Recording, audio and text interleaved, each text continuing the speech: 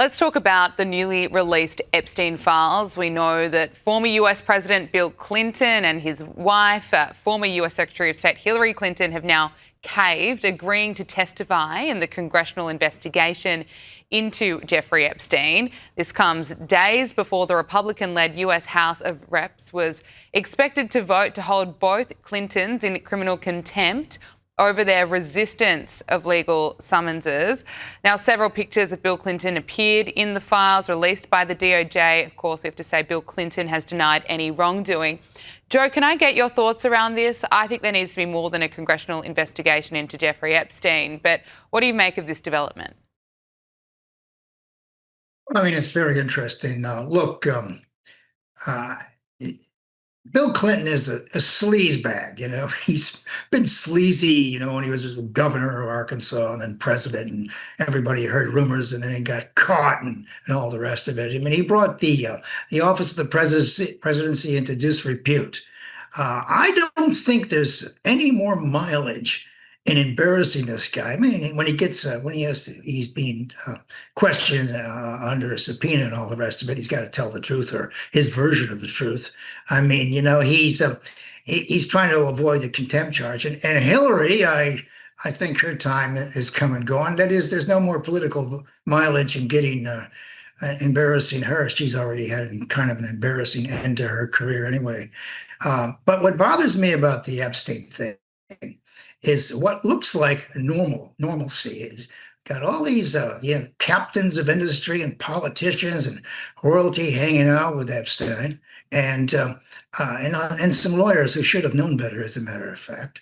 And he's starting to give the impression that what he's doing is all right. Well, it's not all right. I mean, I was very suspicious when he got off the hook the first time, and the prosecutor who let him off the hook didn't really have a very good explanation, as a matter of fact. And so, there's a lot of things about Epstein that we're going to find out. Now, we got 3.5 million pieces of information. There are 2.5 million pieces to go. I'm amazed there's so many millions of pieces on this guy. And I don't think no one's going to find a smoking gun on President Trump. There's smoke, all right, but he knew the guy, and he knew everybody who knew everybody else. But the Epstein thing is going to be investigated further because the American people, and these are good Republicans and good Democrats, who want to take this thing a little bit further. But I'll tell you, one thing that bothers me about this is that in his whole career, we have not heard a single story, email, or anecdote about anybody who fronted Epstein's behavior and just punched him in the face.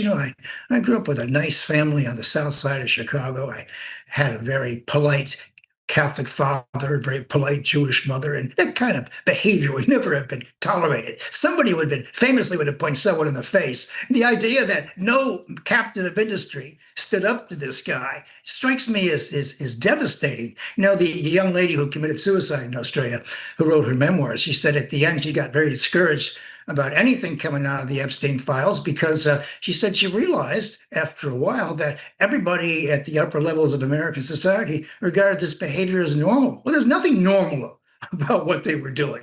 And God knows what else he was doing besides corrupting these people. He's probably setting up people for blackmail, and he was wheeling and dealing. I mean, there's a lot of things there that people will be looking at hundreds of years after this conversation about how American society worked.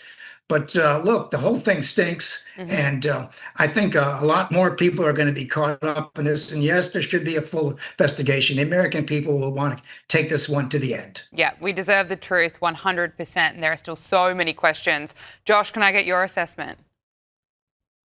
Yeah, look, I think everyone knows at this point that Bill Clinton was a heck of a lot closer to Jeffrey Epstein than Donald Trump was. For what's worth, Donald Trump actually kicked Jeffrey Epstein out of Mar-a-Lago. Jeffrey Epstein was actually a member of Mar-a-Lago. And as soon as Donald Trump actually learned of these deeply sordid deeds that Jeffrey Epstein was affiliated with, Trump actually kicked him out and took away his membership card. And frankly, Gabrielle, one of my working theories is that this is actually the reason that Jeffrey Epstein became something of an anti-Trump provocateur in his later years. We actually saw these text exchanges. He was texting the non-voting representative from the U.S. Virgin Islands during that Michael Cohen hearing in Congress back in 2019 there. He really had this deep-rooted anti-Trump animus, all these texts and emails with Michael Wolff as well. My working theory of the case is that Jeffrey Epstein was the kind of guy who basically knew everyone, that he was palling around, hobnobbing with the rich and famous. Donald Trump was one of the only people who, to Joe's point, kind of had anything in him to kind of stand up and say, no, I'm actually not going to be associated with this there. So that's my theory as to why Epstein